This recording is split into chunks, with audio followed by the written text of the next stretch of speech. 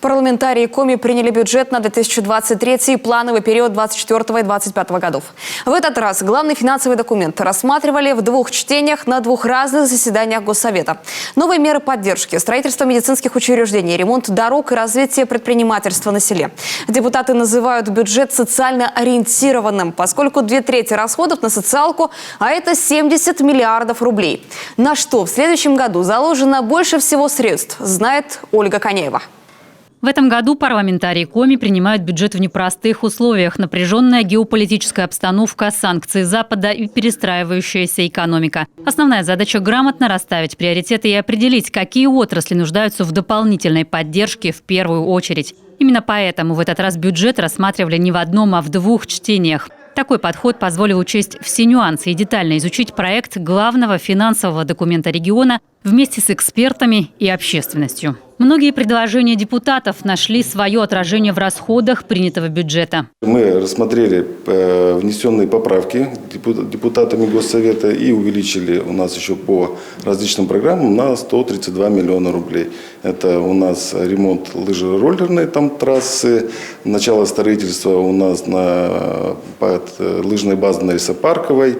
В Усть-Выме мы в эту систему водоотведения готовим и иные, так скажем, меры пойти. Доходы региона на следующий год составят 95 миллиардов 300 миллионов рублей, расходы 107,5 миллиардов. Больше всего средств заложено на 3 основные госпрограммы. 29 миллиардов на образование, 19,5 на здравоохранение и почти 18 на социальную защиту населения. Несмотря на непростую ситуацию в мире, все обязательства перед населением будут выполнены. Появятся и новые меры поддержки. Люди, которые нуждаются в социальной защите, они будут получать необходимые льготы или денежные выплаты, которые будут им положены. Это в том числе и категории семей малоимущих, многодетных семей. Это и сегодня очень актуально. Это и наши парни, которые участвуют в специальной военной операции. Здесь в бюджете, конечно же, также заложены те социальные меры поддержки, которые позволят нашим семьям мобилизованных или бойцов, которые участвуют в спецоперации, получать меры поддержки от государства.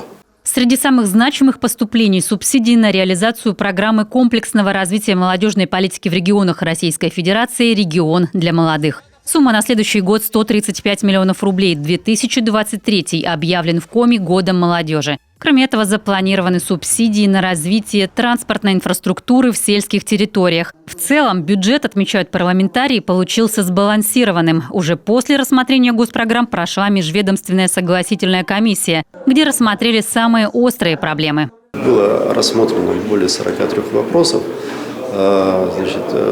8 вопросов – это такая процедура, когда соглашаются и исполнительная власть, и законодательная.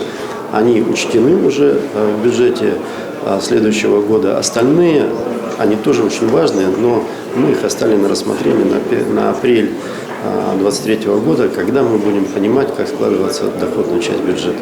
Еще одно важное свойство бюджета – гибкость. Сегодня, как никогда, нужно держать руку на пульсе. Итоговая картина во многом будет зависеть и от дополнительных вливаний, отмечают депутаты. Как правило, в течение года появляются возможности для внесения изменений в уже принятый бюджет. Ольга Коняева, Ксения Лосева, Артем Соколов, телеканал Юрган.